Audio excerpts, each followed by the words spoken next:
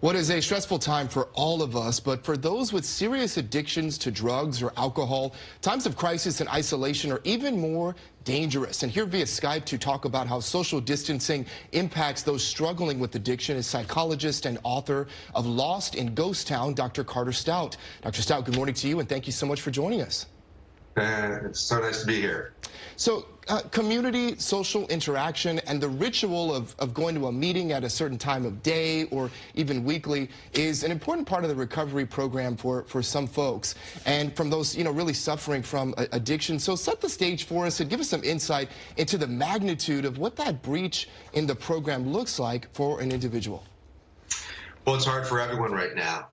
It's hard for children who are not able to go to school and see their friends. It's hard for everyone and not being able to interact with human beings as we're accustomed to doing. But for addicts, what's interesting is as soon as this social distancing began to happen, people reached out to me and they started to establish meetings on Zoom. They wanted to keep that connectivity between people and be able to see their faces and speak to them. And I think that's one of the most important things right now for anyone struggling with addiction is that you don't have to go through this alone. Find a way to reach out to someone, whether it's someone that you know from the program, a friend, a family member. You can do it via social media. You can do it online via Zoom, talk to them on the phone, but reach out because you really don't have to go through this alone because everyone is going through it together. Dr. Stout, Giselle Fernandez here.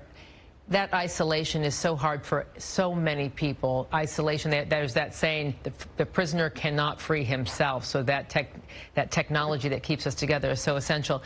Does it make a difference if you're early in your recovery and social distancing as opposed to those who are later in their recovery? Well, I think people later in their recovery are less inclined to relapse, perhaps. People early in their recovery have to be vigilant. Use the tools that you've learned from being in a program or the tools that you've learned in treatment. For me, although I'm 14 and a half years sober now, I still practice the same rituals that I did when I first got sober. So I wake up in the morning and I have some quiet time. I do a little meditation. I do a little prayer.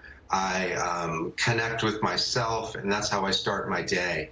And I would say that for anyone who's in early recovery, follow the routine that you know.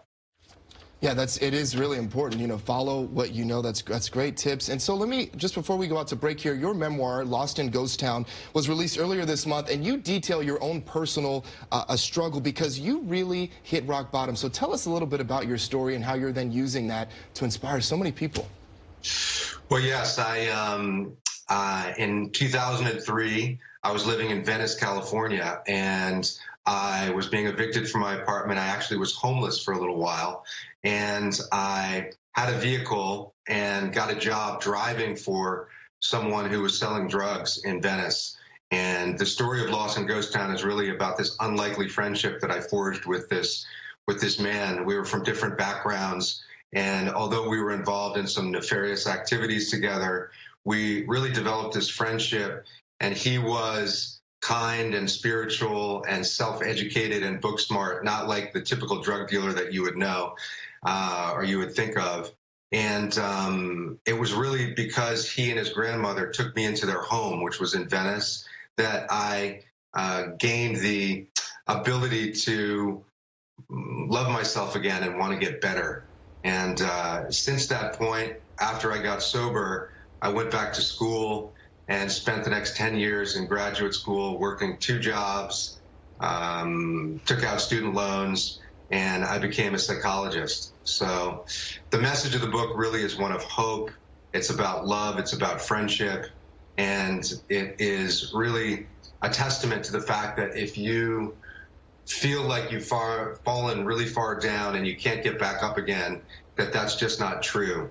That no matter how far you go down, you can always push through. There's always a good life on the other side, and you can get through it. You really can. That's so important. Dr. Stout, thank you so much. It's not about how we fall, but it's about how we rise, and we all have the power to do just that. And so how you share your story with others to help uplift them as well. Dr. Stout, You rock. Thank you for joining us. We needed you today. Thank you so much. Thank you. We'll be back, everybody. Stay with us.